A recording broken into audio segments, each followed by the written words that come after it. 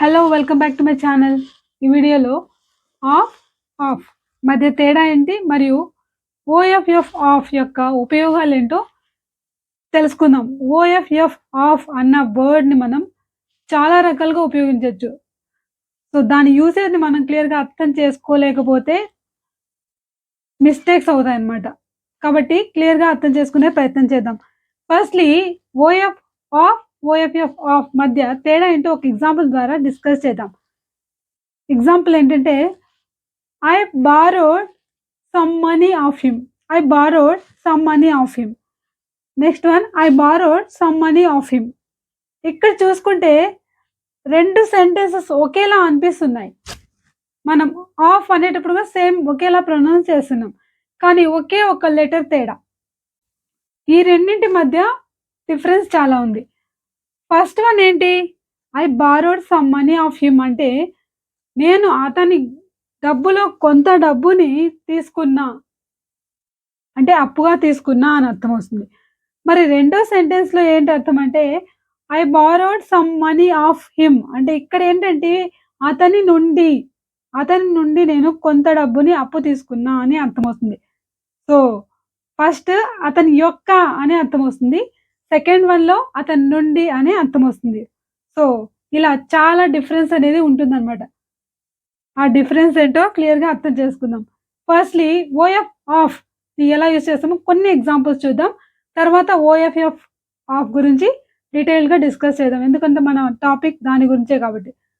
ఇప్పుడు ఆఫ్తో కొన్ని ఎగ్జాంపుల్స్ చూద్దాం. ఆ ఫ్రెండ్ ఆఫ్ మైన్. ఆ ఫ్రెండ్ ఆఫ్ మైన్ అంటే నా స్నేహితురాలు. ఇప్పుడు ఎవరి గురించైనా మాట్లాడేటప్పుడు ఒక పేరు మనం మెన్షన్ చేసామనుకోండి, ఆమె ఎవరు అని అడుగుతారు అవతల వ్యక్తి. అప్పుడు మనం ఏమంటాం?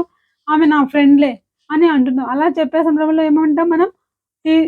She is a friend of mine. ఆమె నా స్నేహితురాలు.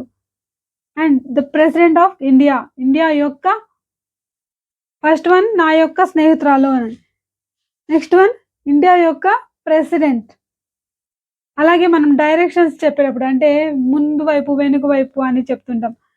So the back of your dress, the front of your dress, నీ డ్రెస్ యొక్క వెనుక భాగం, నీ డ్రెస్ యొక్క ముందు భాగం అని చెప్పేటప్పుడు ఇలా చెప్పదు, back of your dress, the front of your dress. అలాగా the 11th of March. The 11th of March అంటే మార్చ్ యొక్క 11వ తేదీ అని అర్థం. సో యొక్క అనే అర్థంతో ఇక్కడ వాడుతున్నాం అనమాట. అలాగే తో అంటే jewellery of gold and silver, plates of gold and silver అంటే గోల్డ్ సిల్వర్ యొక్క అంటే దానితో చేసిన ప్లేట్స్ అనే అర్థంతో ఇక్కడ మనం ఆఫ్ని యూజ్ చేస్తాం. అలాగే ఐఎమ్ ఫాండ్ ఆఫ్ స్విమ్మింగ్. నాకు స్విమ్మింగ్ అంటే ఇష్టం అని చెప్పేటప్పుడు ఇక్కడ ఆఫ్ని యూజ్ చేస్తాం. అంటే I'm fond of swimming. I'm scared of lizards. నాకు బల్లులు అంటే భయం అని చెప్పడానికి ఇక్కడ ఆఫ్ తర్వాత నౌన్ యూజ్ చేస్తున్నాం. So I'm scared of lizards. I'm fond of swimming. I'm fond of ice cream. ఇలా చెప్పచ్చు. సో ఆఫ్ని ఇలా మనం యొక్క, తో, అంటే అనే అర్థంలో విధాలుగా వాడచ్చు. మరి ఓఎఫ్ ఆఫ్ని ఎలా యూజ్ చేయాలో డీటెయిల్గా డిస్కస్ చేద్దాం. సో ఓఎఫ్ ఆఫ్ని మనం అంటే సందర్భాన్ని బట్టి రకరకాల మీనింగ్స్ ఉంటాయి అన్నమాట. ఇప్పుడు ఎగ్జాంపుల్ తీసుకుంటే the thief ran off, the dog ran off. Ran off అంటే ఇక్కడ ఏంటి? దూరంగా వెళ్ళిపోయారు, పారిపోయారు, పరిగెత్తి వెళ్ళిపోయింది కుక్క అని చెప్పడానికి ద థీఫ్ ర్యాన్ ఆఫ్ అంటే దొంగ పారిపోయాడు. ద డాగ్ ర్యాన్ ఆఫ్ అంటే కుక్క పరిగెత్తి వెళ్ళిపోయింది అంటే దూరంగా వెళ్ళిపోయింది. దూరంగా వెళ్ళిపోయింది అని చెప్పేటప్పుడు ర్యాన్ ఆఫ్ అంటాం. ర్యాన్ అంటే పాస్ట్ టెన్స్ అనమాట. ఆఫ్ అంటే దూరంగా వెళ్ళిపోయింది అని. సో ఇక్కడ దూరంగా అని చెప్పడానికి మనం ఇక్కడ ఆఫ్ అన్న వర్డ్ని యాడ్వర్బ్గా యూజ్ చేస్తున్నాం అనమాట. సో అలాగే టైం యొక్క అంటే ఇంత దూరంలో ఉంది, లేకపోతే క్రికెట్ మ్యాచ్ దగ్గరలోనే ఉంది, అతని మూవీ దగ్గరలోనే ఉంది, లేకపోతే చాలా దూరమేం లేదు అని చెప్పే సందర్భంలో కూడా మనం యూజ్ చేయొచ్చు. అది ఎలా అంటే cricket season is not far off. Cricket season is not far off. Cricket season ఏం దూరంలో లేదు. నాట్ ఫార్ ఆఫ్ అంటే ఇక్కడ దూరంలో లేదు అని అంటే డిస్టెన్స్ గురించి మాట్లాడేటప్పుడు యూజ్ చేస్తున్నాం అనమాట. అంటే ఎంతో దూరం లేదు అని చెప్పాలన్నా దగ్గరలో ఉంది అని చెప్పాలన్నా మనం ఈ ఆఫ్ అన్న వర్డ్‌ని ఇలా యూజ్ చేయొచ్చు. So, cricket season is not far off దూరంగా ఏం లేదు. అంటే దగ్గరలోనే ఉంది అని. That hero's movie is not far off ఆ హీరో యొక్క మూవీ చాలా దూరంలో ఏం లేదు. IPL matches are not far off చాలా దూరంలో ఏం లేవు IPL matches. So, the completion of the spoken English course is still a long way off ఇంకా చాలా దూరంలో ఉంది. Still a long way off అంటే ఇంకా చాలా దూరంలో ఉంది అని చెప్పడానికి ఏమంటున్నాం ఇక్కడ?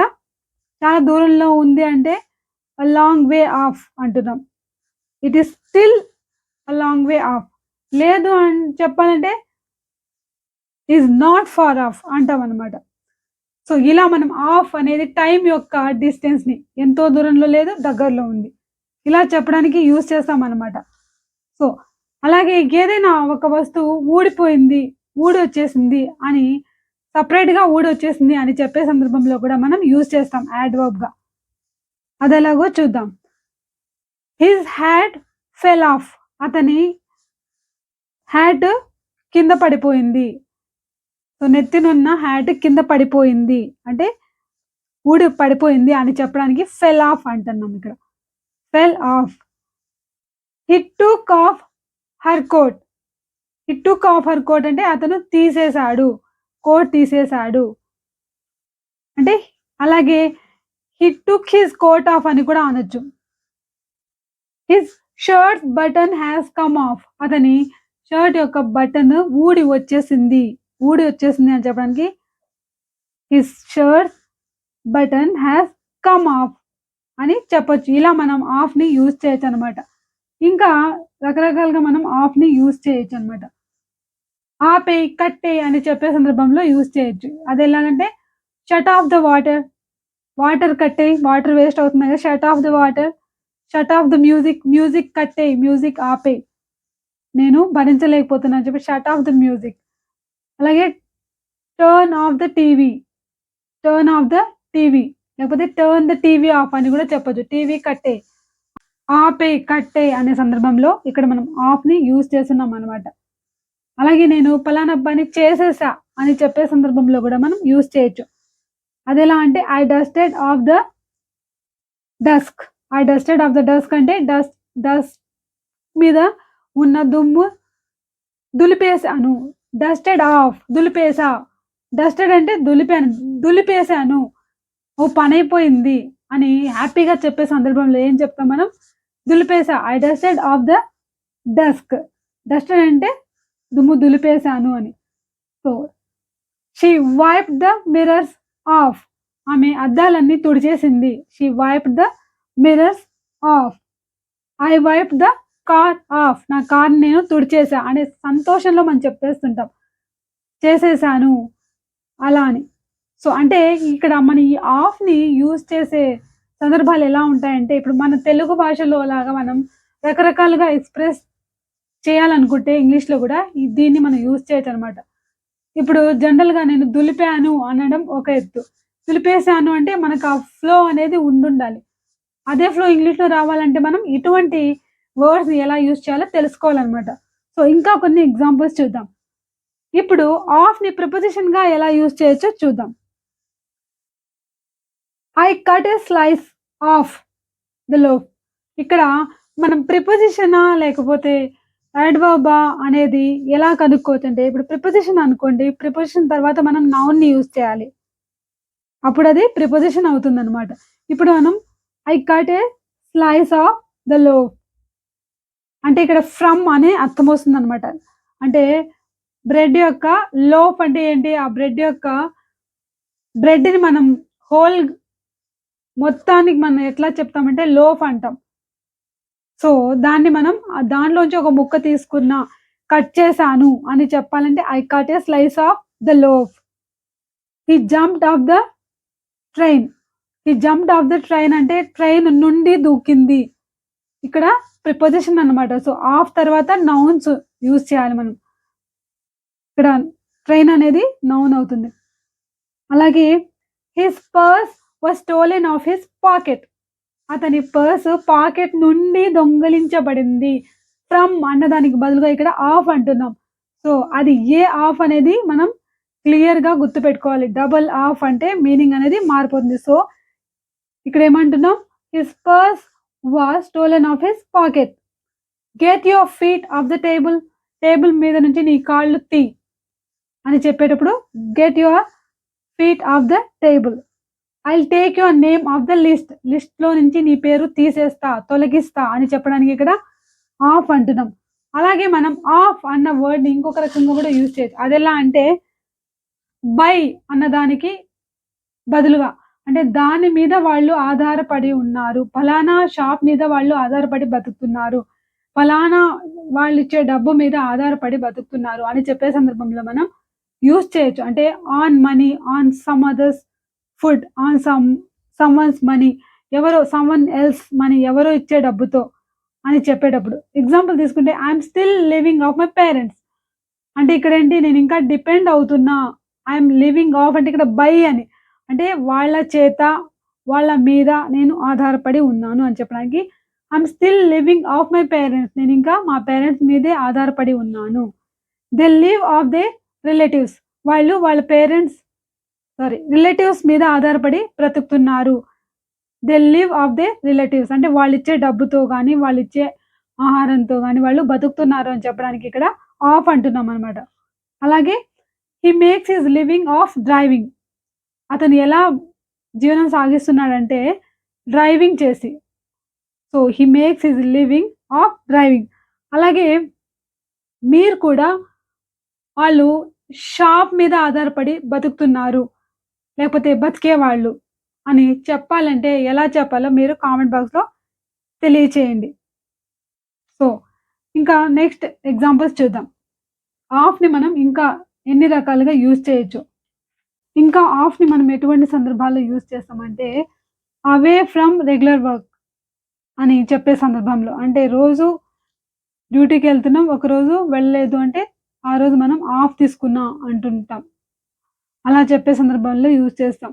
I took the day of. నేను ఆఫ్ తీసుకున్నాను అంటే వెళ్ళలేదు. అంటే రోజు చేసే పనికి దూరంగా ఉన్నా అని అర్థం. I took the day off. He takes time off for lunch. He takes time off for lunch అంటే లంచ్ కోసం అతడు కొంచెం టైం తీసుకున్నాడు. He takes time for lunch. I have weekends off. I have weekends off అంటే వీకెండ్స్‌లో నేను of తీసుకుంటున్నా. నాకు ఆఫ్ ఉంది. అంటే నేను బ్రేక్ తీసుకుంటా అని అర్థం. సో, ఆన్ అండ్ ఆఫ్‌ని ఎలా యూజ్ చేస్తామో చూద్దాం. It rained off and on all day. అంటే నిన్నంతా పడుతూ అంటే పడుతూ అయిపోతూ ఉంది. ఏదైనా ఒక పని మనం కొంతసేపు ఆగి తర్వాత చేస్తూ, తర్వాత అలా చేస్తుంటే మనం ఆన్ అండ్ ఆఫ్ అంటాం. So, it rained off and on all day. అలాగే she worked here on and off for several years. ఆమె ఇక్కడ కొద్ది రోజులు ఆన్ అండ్ ఆఫ్ పని చేసింది. అంటే కొద్ది రోజులు పని చేయడం, కొద్ది రోజులు మానేయడం, కొద్ది రోజులు పని చేయడం. ఇలా చెప్పేటప్పుడు మనం ఆన్ అండ్ ఆఫ్‌ని ఇలా యూజ్ చేస్తామనమాట. సో, అలాగే రోజు ఉండే అలవాట్లని దూరంగా పెట్టేస్తే అప్పుడు కూడా ఆఫ్‌ని యూజ్ చేస్తాం. అదెలా అంటే he is of his diet. He is of his diet అంటే అతను డైట్ నుంచి పక్కకు తప్పుకున్నాడు అని. దే ఆర్ ఆఫ్ డ్యూటీ అంటే వాళ్ళు డ్యూటీలో లేరు అని. I took a day of work అంటే ఒకరోజు నేను సెలవు తీసుకున్నా అని. I took a day of work. I borrowed some money of him. So, అతని నుండి నేను డబ్బు తీసుకున్నా అప్పు అని చెప్పడానికి ఇక్కడ ఆఫ్ అంటున్నాం. So, he bought a car off me. ఇక్కడ మనం ఇదే ప్లేస్‌లో ఆఫ్‌ని యూజ్ చేసామనుకోండి ఓఎఫ్ ఆఫ్‌ని నా కారు కొనుక్కున్నాడని అర్థం వస్తుంది. ఇక్కడ నా నుండి కొనుక్కున్నాడు అనే అర్థంతో he bought a car off me. Off me అంటే ఇక్కడ ఫ్రమ్ మీ అని అర్థం అన్నమాట. అలాగే మనం ఏదైనా ఒక వస్తువు పనిచేయట్లేదు అంటే ఇట్స్ నాట్ ఫంక్షనింగ్ అని చెప్పే సందర్భంలో కూడా యూజ్ చేయొచ్చు. ద రేడియో ఈజ్ ఆఫ్ అంటే రేడియో కట్టేయబడి ఉంది అంటే ఇప్పుడు ఆన్‌లో లేదు అని. The radio is of. The electricity is of. The liver is in the of position అంటే లివర్ పనిచేయట్లేదు అని. The switch is of. ఇలా మనం ఆఫ్‌ని రకరకాలుగా యూజ్ చేయొచ్చు. సో, మీరు కూడా ఓఎఫ్ఎఫ్ ఆఫ్ అన్న వర్డ్‌తో వీలైనన్ని ఎగ్జాంపుల్స్‌ని కామెంట్ బాక్స్‌లో తెలియచేయండి. ఈ వీడియో నచ్చితే లైక్ చేయండి, షేర్ చేయండి, సబ్స్క్రైబ్ చేయండి. Thank you. Thanks for watching.